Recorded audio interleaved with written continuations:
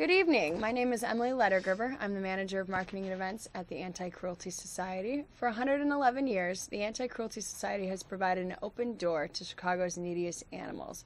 Our mission of building a community of caring by helping pets and educating people is evident in all of our programs. Tonight we'll be discussing the destructive impact of dogfighting in Chicago on this live, interactive call-in television program brought to you by TV21.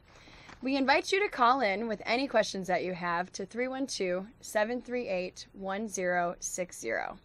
My special guest today is Elliott Serrano. He is one of our Humane Education Specialists at the Anti-Cruelty Society, and he is going to talk about dogfighting tonight. How's it going, Elliott? It's going good. Thanks for inviting me. You're welcome. Thank you. What do you have to tell us about tonight? We want to know everything there is to know about dogfighting, and we'll start off by asking what technically is considered dogfighting. Well, just so you know, dogfighting really shouldn't be confused with the incidental fighting that might occur. Like, say, if your dog gets out of your backyard and encounters a strange dog out in the street. That's kind of common for dogs to get into tussles. But what we are focusing on is when people intentionally make two dogs fight each other, and it's usually for the purpose of sport. Okay. Just so you know, dogfighting is illegal in the city of Chicago, in the state of Illinois, and within the United States. In most cases, it can be prosecuted as a felony. Okay. And first case of dogfighting, if someone is arrested and taken to court for fighting dogs, first case can be prosecuted as a Class 4 felony unless minors are present at that event, and then it can be bumped up all the way up to a Class 3 felony. Okay. So it is pretty serious. Dogfighting is a serious thing. The Anti-Cruelty Society takes it quite seriously, not only because of the cruelty involved and the destructive impact that it does have on the animals, the suffering that they go through, but also on the community. And when you have that kind of violent activity going on in your community, it's something that a community really shouldn't tolerate. Right. Absolutely. Well, if you do have any questions regarding this subject matter or any questions about the Anti-Cruelty Society, give us a call. We're here live at 312-738-1060. So let's jump into your presentation a little bit. We've got a presentation about the culture of dogfighting. Now, this is a presentation that I do give to community groups, community policing, and I even give a workshop with school students, high school students. Okay. I even talk about dogfighting at the youth corrections facility. Okay. So this is something that I've laid out a program to kind of lay the foundation so folks understand what is involved in dogfighting, because there are a lot of misconceptions around it. Okay. And there are, unfortunately, there's a lot of misinformation around there that a lot of young kids who are dabbling in dogfighting, unfortunately, they're using this misinformation, and it's making things worse for the dogs, for sure. Okay. Well, let's get started. What is dogfighting? Well, like as we said in the beginning, dogfighting is when you compel two dogs to fight each other. And in the case of dogfighting or organized dogfighting, they usually use the pit bull breed, and these animals are forced to fight against each other. In fact, dogfighters try to breed and get the more aggressive, or what they call game dogs, to use in the dogfight arena. Yes, it is a felony crime in the state of Illinois. As I said before, you can't, if prosecuted for dogfighting, you would be committing a felony crime. And as I said before, it's also considered to be a Class 4 felony. Make no mistake, dogfighting is animal cruelty. If you are involved in dogfighting, you are committing both a heinous and cruel act on an animal that deserves so much more. These animals are meant to be our companions, our family members. Dogfighters are cruel people. And then ultimately, and this is something that I find myself emphasizing to folks who've never been exposed to dogfighting, is that it is a culture. Okay. And just so you know, I mean, dog fighting isn't a brand new fad that just started within the past few years. While it has really been glorified a lot in the media, in different types of rap music videos, or not even just rap music, and not even just American media, in foreign films as well.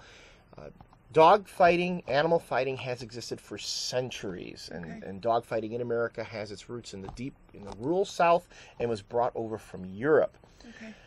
So just to give you an idea of how far back dog fighting goes, a brief history lesson. So the earliest dogs that were used for combat were the ancestors of the current, what we call the bully breeds, and these were called the Molossians or the Molossers. Very large, intimidating, mastiff-type dogs. Picture a Great Dane with about 190 pounds of muscle on them.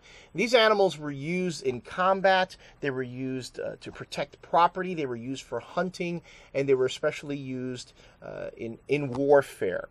The Romans, the Assyrians, the Athenians were very good at using these animals to gain a psychological advantage over their opponents. But over the years, with the introduction of firearms into combat, the war dog no longer had the tactical advantage that it once offered. So these animals were bred down from these large mastiff, large muscular dogs. They were bred down to a more manageable size, where you now have the current bully breeds, something more around 30, 35 pounds. Although equally as driven, equally as athletic, and don't get me wrong, these animals are wonderful, wonderful companions, very driven, very motivated to please their masters, and all those qualities that made them incredible hunting dogs, incredible sport fighting dogs, also made them great companions too. Okay, well, if you're just joining us, I'm Emily Lettergerber. I'm the manager of marketing and events at the Anti-Cruelty Society. I'm here with Elliott Serrano. He's telling us about dogfighting and the impact it has on Chicago. If you have any questions whatsoever, please give us a call, 312-738-1060. And we will go back to the overhead. We were just discussing the history of dogfighting. And if you do have any other questions about dogfighting, you can always contact us at the Anti-Cruelty Society at 312-644-8338 or visit us online at www.anticruelty.org.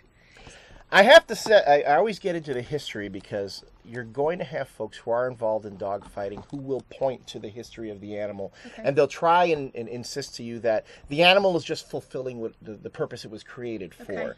And so just so you know, while these are animals that were bred for sport, and they were bred for hunting and combat, there are a lot of dogs that we have today that were bred for other purposes. And going back to the pit bulls, while these animals might have been bred early on for sport, there was a great counterculture that came up too, especially during pre-World War II times. I know there was an image that we just showed where right before World War II, one of the most popular dogs in America was that dog that you see right there up in the corner. His name was Petey, and he had adventures with the Little Rascals. And back in those days, if you wanted to see the Little Rascals, you had to go to the movie theater to see them. You didn't get them on television like they do today. And when kids went to the theater to see the Little Rascals have their adventures with Petey, they would go home and do what kids do when they see something on television or on the on the theater screen. They'd go home and they'd say, "I want a dog like Petey." And Petey was a pit bull. And Petey was a pit bull, a great dog too. Well, it looks like we have a call.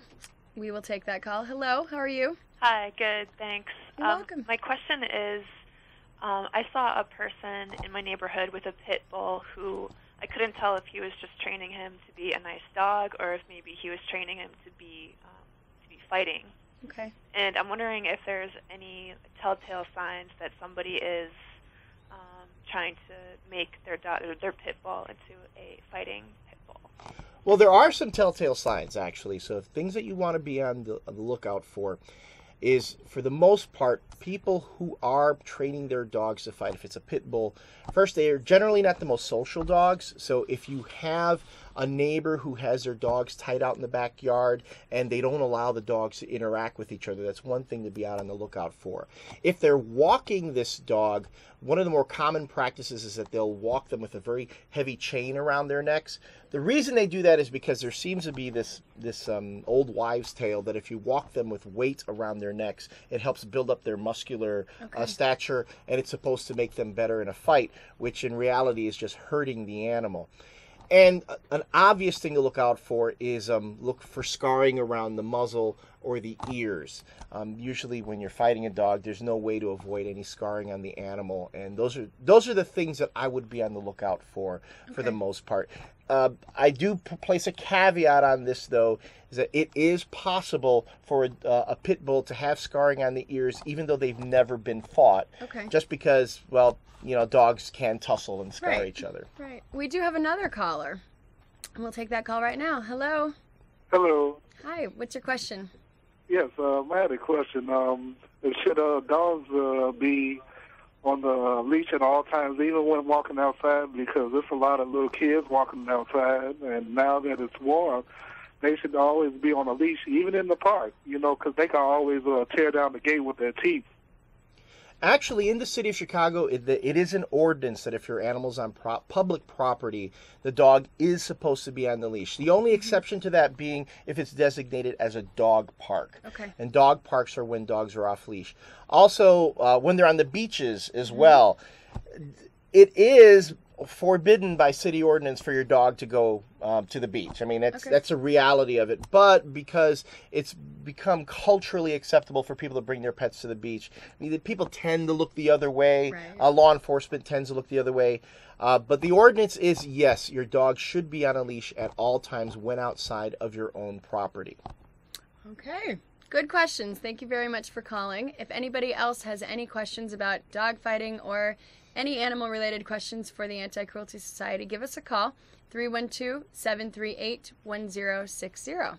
Let's get back to Petey. We were just talking about dog fighting and the reputation that the bully breeds have. Well, again, the bully breeds had a great counterculture going on then. While you had some folks who thought of them as a fighting dog, you had a majority of folks who looked at this animal, again, as a household companion, as a friend, as an animal that you could have in your household, trust around your kids, and be everything that you would want a dog to be. And I'm very happy to say that to this day, that culture still exists. The pit bull is considered to be a symbol of loyalty, a symbol of courage, as shown here in this graphic. Again, during World War II, the armed forces adopted the pit bull as a positive mascot, and the majority of folks who have dogs today consider them to be a great pet.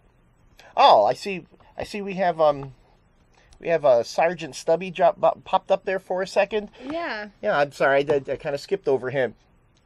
Sergeant Stubby was a pit bull that was used during World War I, and one of the great stories about him was how he saved thousands of lives out in the European theater.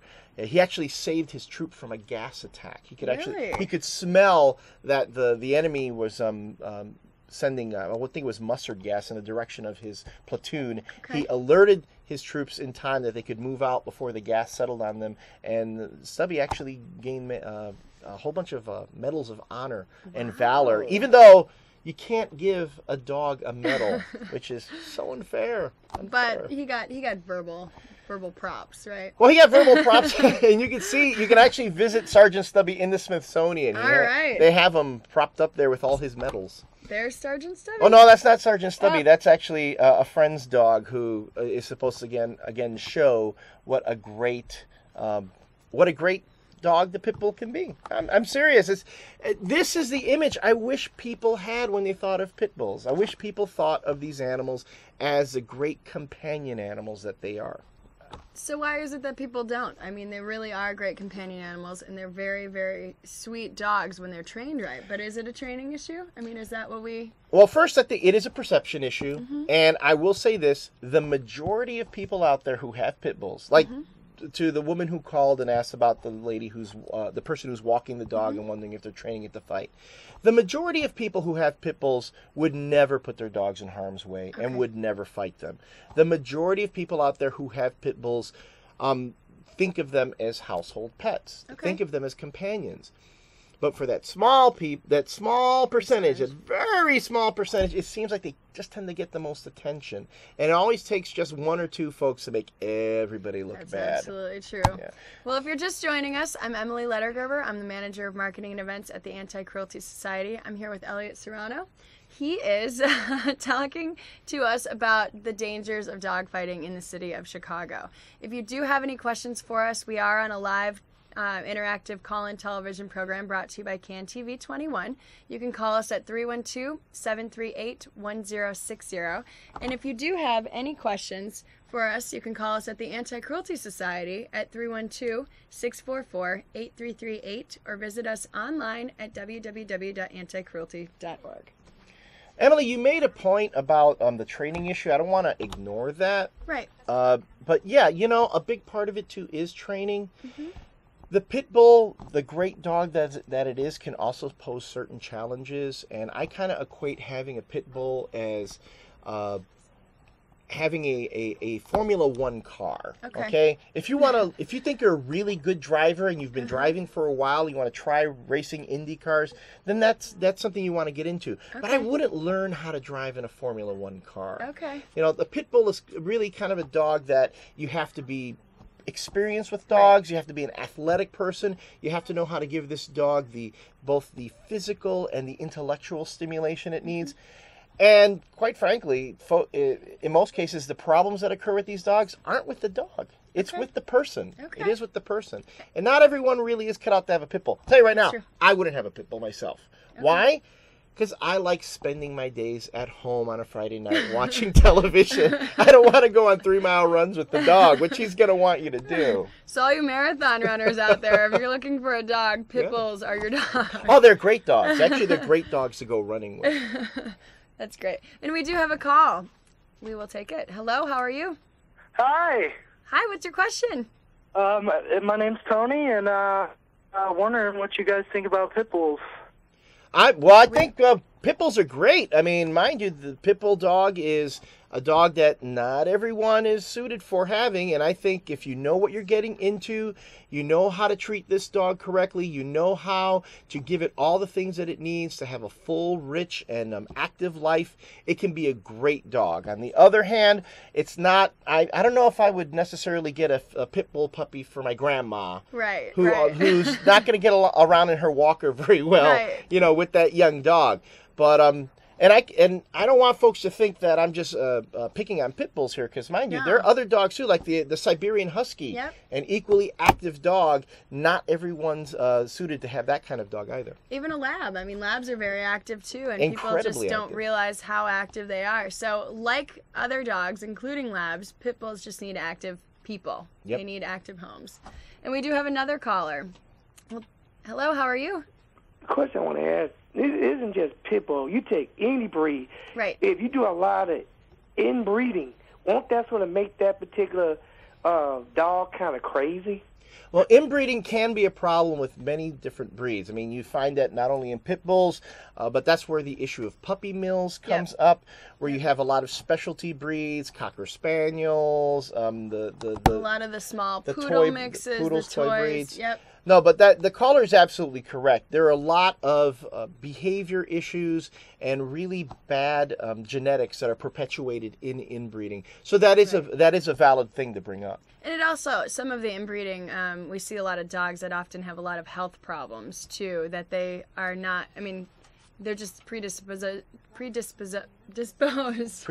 get that out. Predisposed to getting them because of all of the breeding. So it's not just a pit bull. It's pretty much every dog that is in that situation. And a thing to keep in mind too, when it comes to the breeding of animals, about 80% of the genetic code comes from the mom. So you really, if you want to have a mom that has a really good disposition, that's what they're going to get it from. So when you have a puppy mill breeder who is using one mom consistently, Yep. and she does not have the best temperament, you're perpetuating that. And that's really terribly unfair to the puppies, Absolutely. and it's unfair to the dogs too. And by no way are we trying to advocate breeding. That demonstrates right now how indiscriminate breeding really hurts all the animals. Right.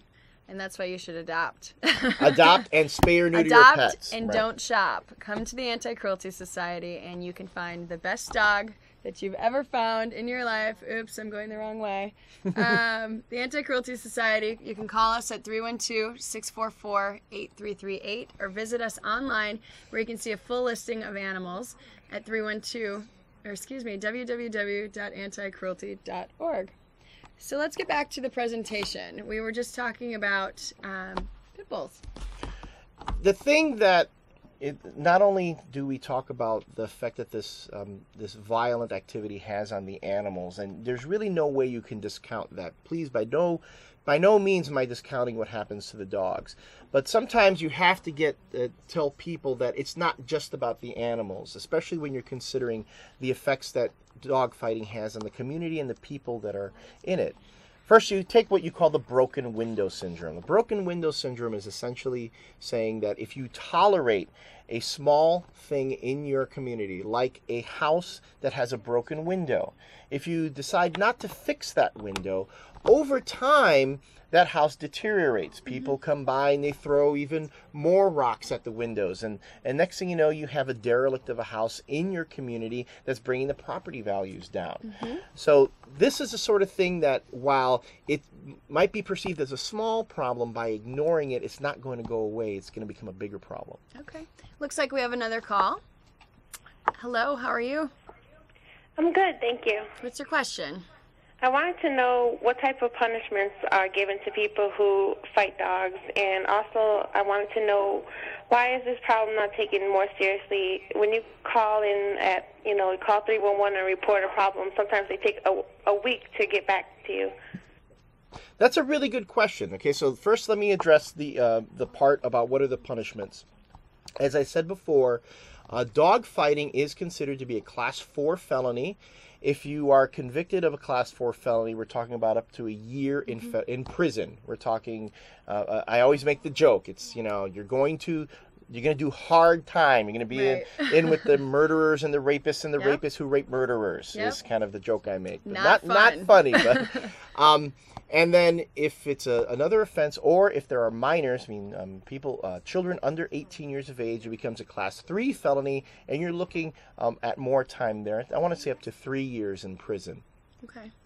That is if it's prosecuted as a felony. Okay. All right. Now, to the question of why isn't it taken seriously? Well, the first thing to understand is that dog fighting is a serious issue, and in my own experience, the police do take it seriously as well, because of the issue that not only does dog fighting breed violence, but it can be connected to a lot of other crimes, such as gang activity, drug dealing, weapons possession, and things of that like. So if you don't see a reaction right away by your local authorities, sometimes it's because they're doing an investigation. And in some cases, they take that information and they collect it so that they can put together a good case against the folks in that area who are committing these crimes.